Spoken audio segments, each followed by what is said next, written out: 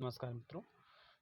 UPSC 2025 की जो प्रारंभिक परीक्षा मई में प्रस्तावित है, उसी के संदर्भ में मैं अपने इस सोशल मीडिया प्लेटफॉर्म पे भारतीय राज्य व्यवस्था से जुड़े हुए उन तथ्यों को प्रस्तुत करने का प्रयास करता हूं, जहां से प्रारंभिक परीक्षा में प्रश्न आने की संभावना पूरी होती है।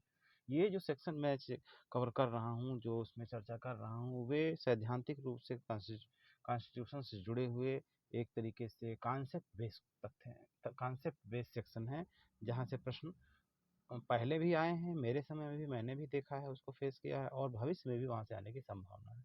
इसी क्रम में दो आर्टिकल हैं भारतीय राज्य व्यवस्था से, जहाँ से प्रश्न आपके सीधे सीधे आए हुए हैं। एक तो ये आर्टिकल 73 है, जिसमें extent of executive power to the union, कि भारत की जो उस कार्यपालिका शक्ति है उसका एक्सटेंशन कहाँ तक है और कितना हो सकता है।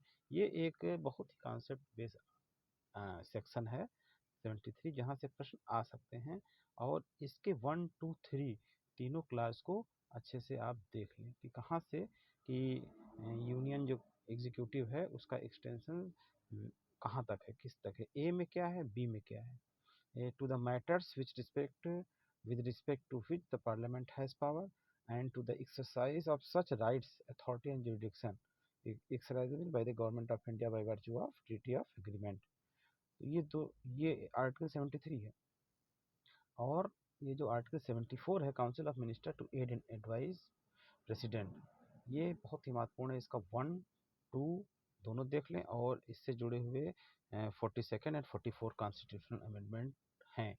ये सीधे सीधे क्वेश्चंस आए हैं मेरे समय में, और यहाँ से प्रश्न डायरेक्ट आ जाएगा। तो इसको आप आर्टिकल 74 में ये जानें कि एक काउंसिल ऑफ मिनिस्टर होगी एड एंड एडवाइस के लिए। इसका जो अंदर का जो है पूरा देखने के लिए ये देखिए, इसका हेडेड कौन करेगा, प्राइम मिनिस्टर होगा। तो इसका मतलब प्राइम मिनिस्टर की यहाँ पर इवोल्यूशन है, उद्भव है यहाँ से।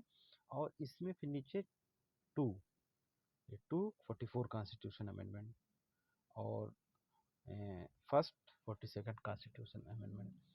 45 में ये जो 45 1A जो जोड़ा गया है, the total number of minister including prime minister और council of minister shall not exceed 15% of the number of member of house of people. ये आपका 91st कॉन्स्टिट्यूशन अमेंडमेंट के द्वारा जोड़ा गया है। तो ये तीन चीज़ें यहाँ से बिल्कुल क्लियरली स्पष्ट हो रही हैं। 3-4 क्वेश्चन यहाँ से मिलते हैं, और इसी का इंटरलिंक हम देखेंगे प्रेसिडेंट से। तो यहाँ से एक तरीके से मेंस का भी ये क्वेश्चन यहाँ से जनरेट हो रहा है, अगर आप इसको डिटेल में जाके पढ़ेंगे।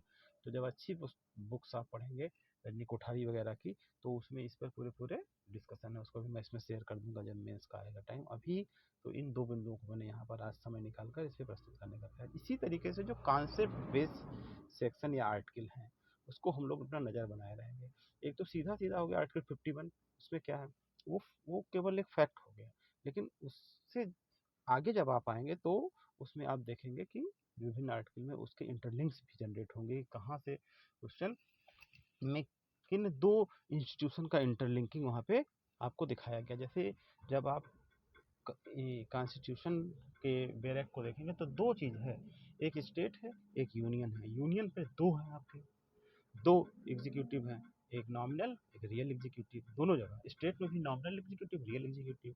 नॉमिनल एग्जीक्यूटिव आपका स्टेट में गवर्नर है, रियल एग्जीक्यूटिव चीफ मिनिस्टर है। इसी तरीके से नॉमिनल एग्जीक्यूटिव वहाँ पे आपका प्रेसिडेंट है, और रियल एग्जीक्यूटिव आपका प्राइम मिनिस्टर है। तो इन दोनों के इंटरलिंक क्या होंगे आपस में, स्टेट पे और राज्य पे, तो इसको हम लोग आगे देखेंगे। अब इसको यहीं पर हम इंडिकेट करके इसको विराम देते हैं। इस सेक्शन पे अच्छे से आप अपनी पकड़ बनाएं, और आगे फिर 2 महत्वपूर्ण सेक्शन, 3 महत्वपूर्ण सेक्शन हम आगे फिर प्रस्तुत